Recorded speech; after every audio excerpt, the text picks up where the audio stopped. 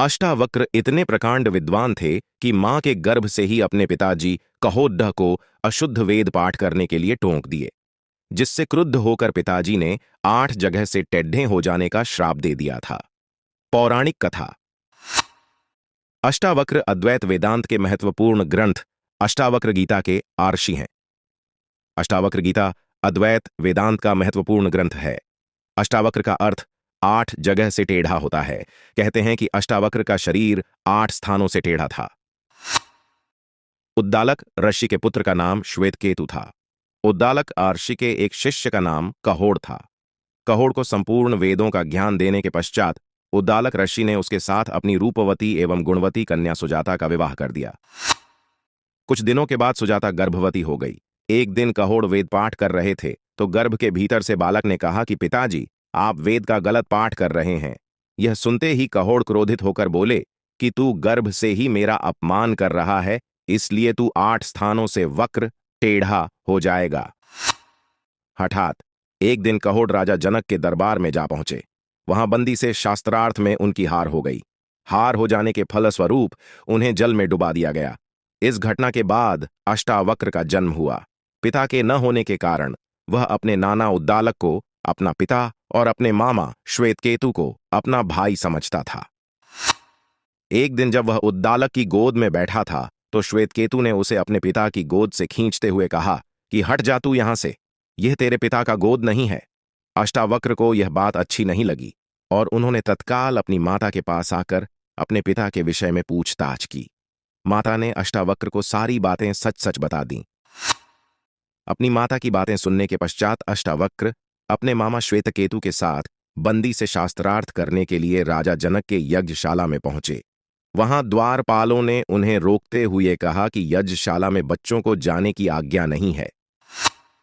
इस पर अष्टावक्र बोले कि अरे द्वारपाल, केवल बाल श्वेत हो जाने या अवस्था अधिक हो जाने से कोई बड़ा व्यक्ति नहीं बन जाता। जिसे वेदों का ज्ञान हो और जो बुद्धि में तेज हो, वही वास्तव में बड़ा होता है। इतना कहकर वे राजा जनक की सभा में जा पहुंचे और बंदी को शास्त्रार्थ के लिए ललकारा।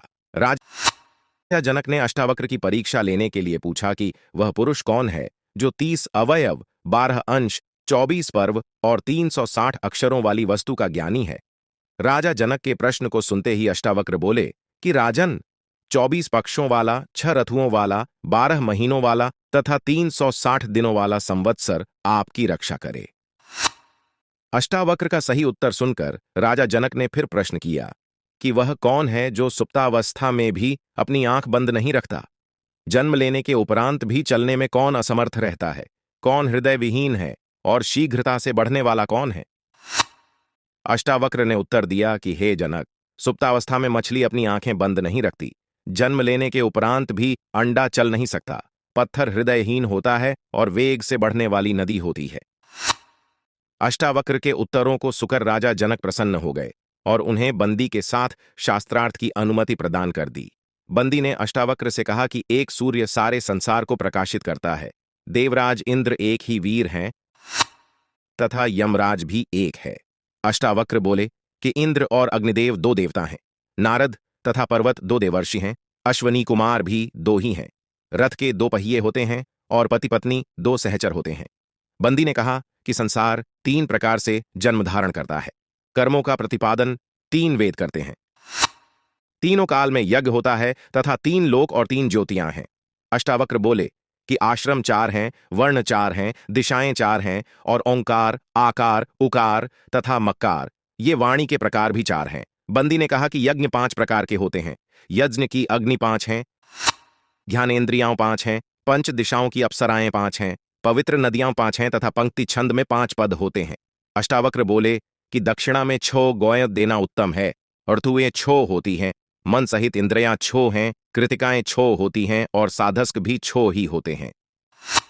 बंदी ने कहा कि पालतू पशु 7 उत्तम होते हैं और वन्य पशु भी 7 ही, 7 उत्तम छंद हैं, सप्तर्षि 7 हैं और वीणा में तार भी 7 ही होते हैं। अष्टावक्र बोले कि 8 वसु हैं तथा यज्ञ के स्तंभ कोण भी 8 होते हैं। बंदी ने कहा कि पितृ यज्ञ में समिधा 9 छोड़ी जाती है, प्रकृति 9 प्रकार की होती है तथा वृहति छंद में अक्षर भी 9 ही होते हैं। अष्टावक्र बोले कि दिशाएं 10 हैं, तत्वज 10 होते हैं। बच्चा 10 माह में होता है और दहाई में भी 10 ही होता है। बंदी ने कहा कि 11 रुद्र हैं, यज्ञ में 11 स्तंभ होते हैं और पशुओं की 11 इंद्रियां होती हैं। अष्टावक्र बोले कि 12 आदित्य होते हैं, 12 दिन का प्रकृति यज्ञ होता है, जगती छंद में 12 अक्षर होते हैं और वर्ष भी 12 मास का ही होता है। बंदी ने कहा कि त्रयोदशी उत्तम होती है, पृथ्वी पर 13 द्वीप हैं। इतना कहते कहते बंदी श्लोक की अगली पंक्ति भूल गए और चुप हो गए। इस पर अष्टावक्र ने श्लोक को पूरा करते हुए कहा कि वेदों में 13 अक्षर वाले छंद अतिछंद कहलाते हैं और अग्नि, वायु तथा सूर्य तीनों 13 दिन वाले यज्ञ में व्याप्त होते हैं। इस प्रकार शास्त्रार्थ में बंदी की हार हो जाने पर अष्टावक्र ने कहा कि राजन, ये हार गया है, अतएव इसे भी जल में डुबो दिया जाए। तब बंदी बोला कि हे महाराज, मैं वरुण का पुत्र हूं और मैंने सारे हारे हुए ब्राह्मणों को अपने पिता के पास भेज दिया है। मैं अभी उन सबको आपके समक्ष उपस्थित करता हूं।